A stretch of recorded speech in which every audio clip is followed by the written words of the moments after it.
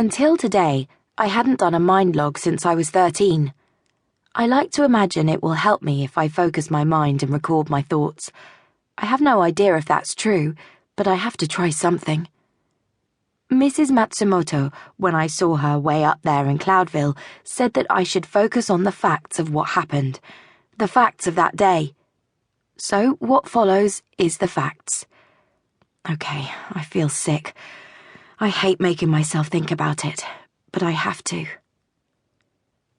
That morning, I woke up and everything was normal. The rain drumming away, me lying there, inhaling the too strong scent of lavender and lime flower generated from the old cheap sheets. I had some song in my head, not Neo Maxi's for once. A slow song from one of those new wave magneto bands from Beijing, one of the ones about unrequited love. I don't know why I always liked songs about unrequited love. I had never felt unrequited love. I probably hadn't felt requited love either, and I'd never done anything physical with a boy that hadn't been computer simulated. But I guess some things you can relate to without actually feeling them yourself.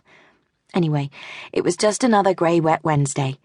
It had rained every day for the last 4 months, but I didn't mind the rain. You couldn't mind the rain if you lived in the north of England, as 3/4 of it was permanently underwater. I heard my parents arguing, not arguing, niggling, but I couldn't hear what it was about. Maybe it was about Alyssa, our echo. She had only lived with us for a little over a month. My mother thought we should have got her sooner, straight after the accident, in fact, but Dad had been determined to struggle on with nothing more than Travis, our old house robot. Dad had been pretty clear that he didn't like having Alyssa around very much. To be fair, I didn't either. She was too human, too real-looking. It creeped me out. She came into my room. She looked at me sternly, even though I knew an echo couldn't really feel stern.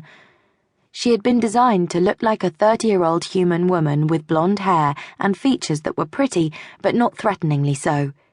She had a perfectly wholesome face, with smooth, shining echo skin.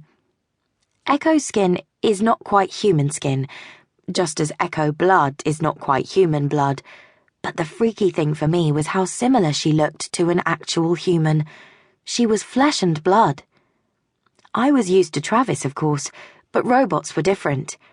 Alyssa was as flesh and blood as I was, except for the small centimetre cube of hardware and circuitry inside her brain. You have your first lesson of the day, Mandarin, in 35 minutes. You need to start getting ready. She stayed standing there a little too long. Okay, I'll be ready. I was a slow waker, so I commanded the curtains to open and just stared at the grey, rain-streaked world. There were other houses, but we didn't really know our neighbours. This was even before I put my info lenses in. Sometimes I didn't want enhancements or information. The news had been depressing lately. The re-emergence of cholera across Europe, the energy crisis, the deaths of terraformers on Mars, hurricanes, tsunamis, echo stuff. The government in Spain wiping out homes in the deserts of Andalusia.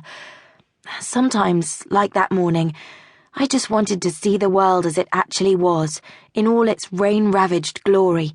So, no mind wires, no info lenses. I was never really a full-on body tech person. Well, no, that's kind of a lie.